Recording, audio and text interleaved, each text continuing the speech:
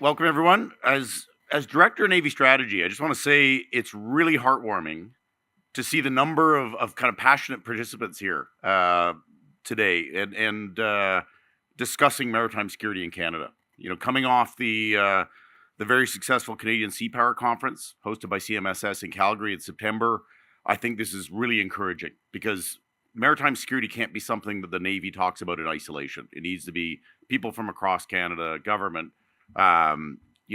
Canadians.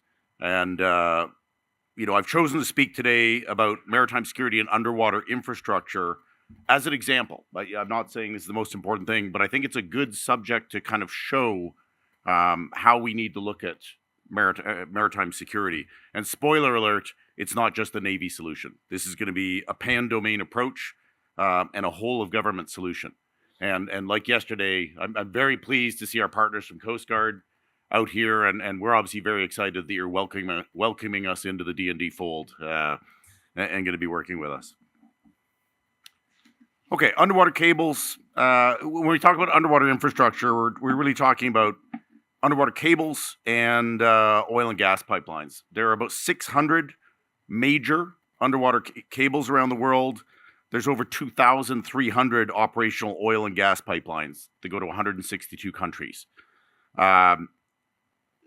Despite all the news you see about Starlink and satellite communications, a lot of people are surprised to find out that 95% of our internet comes from undersea cables. And obviously that's where we get our critical supply of new TikTok dances, also international banking and basically everything we do for communications. It is a major component of the world's economy, communication. It is critical. Disruption of these systems can halt trade, it can destabilize energy markets, and it can impair daily life. There's almost nothing we do now that doesn't depend on the internet. And especially in more isolated countries, is a big issue in the South Pacific. A lot of them, they depend on undersea pipelines for their energy. Why does this matter for Canada? Well, when you turn that map from the last slide to a more Arctic focus, you see a lot of these cables either pass through Canadian waters or in our areas of responsibility. So, there's a number of key connector sites that are actually located in Canada, and there would be severe vulnerabilities given our lack of awareness, especially up in the Arctic. Even most Canadians don't realize how vast the Arctic is. So it's a big problem for us. So a bit of a case study. It's been mentioned several times, and Sarah gave me a great lead in her last slide. The Nord Stream sabotage. In 26 September 2022, a number of explosions damaged both Nord Stream 1 and Nord Stream 2 pipelines in the Baltic, causing massive gas leaks. The blast disrupted energy flows to Europe and exacerbated the energy crisis that was linked already to the war in Ukraine. Attribution was, there's still argument and there was misinformation put out by Russia about the cause of this. Attribution is a huge issue, which I'll talk about later. Other examples of sabotage. In addition to Nord Stream, there's been multiple incidents where ships, sometimes accidentally, sometimes suspiciously, have damaged undersea cables by dragging anchors. And I'll show a couple of examples of that. In the Baltic, the two major submarine telecommunication cables, the BCS East-West Link and Sea Lion 1, were damaged almost simultaneously 1 year ago, November 2024. And the incidents were widely seen, and we've started talking about this increasingly, as hybrid warfare attacks, where the disruption occurs, but attribution is difficult. In the Black Sea, or in the Baltic, there's been at least 11 incidents, actually, of cable sabotage in the last 15 months. Reports have suggested Russian tankers have been involved in slashing Europe's internet and power cables. And this is that weird zone where it's not an act of war, but they are using civilian vessels potentially for covert sabotage and having an actual effect on economies. So it's in that gray zone where it's, is this an act of war? Is it not an act of war? In the South China Sea, there's been, three major incidents. 2023, two cables connecting Taiwan's main island to Matsu Islands were severed, leaving the residents without internet for weeks. In January 2025, a Chinese-linked cargo vessel, the Shungsin 39, allegedly damaged an international undersea cable off Taiwan's northern coast. And in February of this year, a Chinese crewed vessel, the Hongtai 58, was reportedly involved in damaging the TPKM-3 undersea cable connecting Penghu Island to Taiwan. And in March of this year, as far as I know, this is the only successful prosecution, a Chinese national was actually sentenced to 3 years in prison for damaging the Hongtai in the Hongtai 58 cable incident. So the Nord Stream explosion was a wake-up call, but anchor dragging incidents in the Baltic show that undersea infrastructure faces both deliberate and accidental threats. And nations need to invest in surveillance, redundancy, and rapid repair capability to safeguard these critical lifelines for our modern economies. So I've mentioned it a little bit, but one of the biggest challenges in this particular kind of sphere is the challenge of attribution. There's a technical complexity side of this. If it's an explosion, the underwater environment makes forensic investigation difficult. I'm actually an EOD guy in Afghanistan. A big part of, we would go to bomb sites and actually get forensic data off it's very difficult to do that underwater. Jurisdictional issues are also an issue. Pipelines and cables often cross multiple nations or international waters, which complicates legal responsibility. There is, of course, plausible deniability. States, or as we've seen, non-state actors, civilian vessels can disguise their involvement, making it hard to prove intent or origin. And of course, they can use misinformation on top of that. And then, of course, geopolitical sensitivity. Accusing a nation without irrefutable evidence can actually risk escalating. And if we can't create attribution, then it makes it hard for us to take action. I don't know how many people have seen, just I think last week, a movie came out on Netflix called A House of Dynamite. And it's about, it's an excellent, if you haven't seen it, and it's it discusses about a 1 hour timeline where the US administration is having to deal with a non-attributable nuclear missile launch. And it just shows how if you can't attribute the source, it paralyzes decision-making. Highly recommend it. There's also an issue with the international legal framework. It's not terribly useful in deterring or prosecuting attacks. So UNCLOS, Article 113 in UNCLOS obligates states to create a punishable offense for incidents done intentionally or by negligence. So far that sounds great. Except they can only do it for ships flying their own flag. So I don't think Finland vessels are out sabotaging Finnish underwater resources. So obviously this isn't very helpful, since most attacks will not be conducted by a vessel from that country, from that flag nation. And I think this was actually an issue, and Sarah can correct me, when Finland attempted to prosecute the Yiping 3 incident. So risk. The commander of our Navy, by the way, hates it if a slide has, I think, more than 5 words on it. So there will be a test on this, so study it carefully. When I built this, it was more for my own benefit than anything else, but it was to show, where does the risk exist? Well, it's all over the map. Something like explosive sabotage has a low likelihood. It's a difficult to complex operation, but obviously has very, very high impact.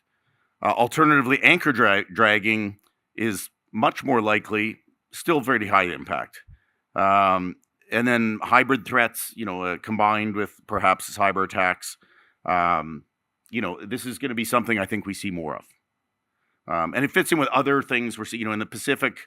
We're seeing lawfare from the Chinese. We're seeing, this fits into a pattern where they're conducting activities, whether it's the Russians, the Chinese, that are just short of active war. They're hard to attribute, but they still keep us on our toes. So what do we need to do about this? Well, really, it's the solution. There's no one solution to how we deal with attacks on underwater infrastructure. So firstly, surveillance and monitoring. We often talk about deploying autonomous underwater vehicles and drones. Alex showed us a potential technology yesterday that an underwater drone, could give us a good picture of what's going on cables.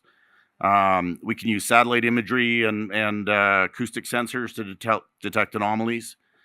A military presence, just having patrol vessels out as a deterrent and in order to increase our maritime picture is obviously a part of this.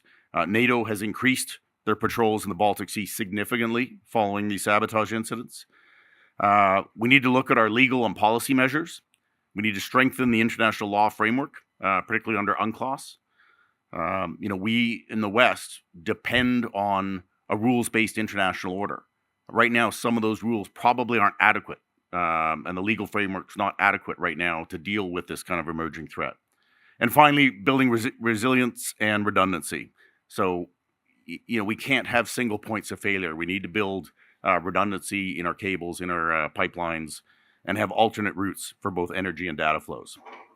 So, as an example, a very good example, they're probably the ones that are doing the best response to this, is Finland. Obviously, they were directly affected by some of the sabotage, and they've taken a good example of a comprehensive whole of government approach. And I very purposely chose a picture that's not naval. I'm sure the colonel will be very happy. These are, and Sarah can correct me if I get the pronunciation wrong, Kustjägarna, so Finnish coastal Jäger, coastal commandos.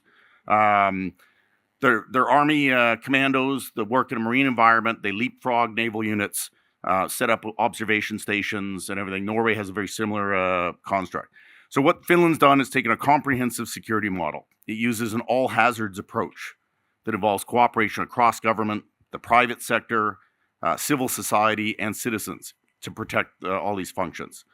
So following the 2023 Baltic Connector pipeline damage, they've really been assertive. I was actually good friends with the Finland DA in Tokyo, and he would talk about this all the time.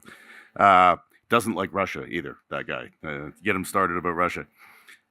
So some of their fairly robust assertive action, they actually seized the Eagle S, the tanker. They managed to get it into Finnish waters and seized it. They're enhancing their surveillance capabilities, things like this, and also their ASW capabilities to monitor the shallow Baltic Sea environment effectively. And I will caveat that the Finnish have a somewhat simpler problem than Canada. They're looking at a very finite piece of ocean. We don't have that luxury in Canada. We've got the largest coastline in the world, so a little harder for us. They are looking at technological solutions as well. They're working with Finnish companies to develop innovative solutions for situational awareness, including advanced sonar systems, persistent seabed monitoring, so actually putting sensors in place that can detect and track threats in real time. Also engaging in international cooperation. So Finland was critical for the NATO Baltic Sentry mission. They co-hosted a summit actually in NATO in January of this year that led to the launch of the Baltic Sentry mission. They're cooperating with all their neighboring states. They also signed their signatory to the non-binding New York Joint Statement on the Security and Resilience of Undersea Cables, which promotes these kind of shared principles. They're also looking at legal scrutiny of these shadow fleets. And as we've seen with North Korea, sometimes even if we can't, like with the North Korean sanctions mission, sometimes we can't catch them in the act, but we can go after the vessels we know are doing it for other violations and get them off the street. And finally, they are working on resilience and redundancy, so making sure that no one cable or pipeline will cause a critical loss. So my last slide, just reiterating that underwater infrastructure is a lifeline of modern economies.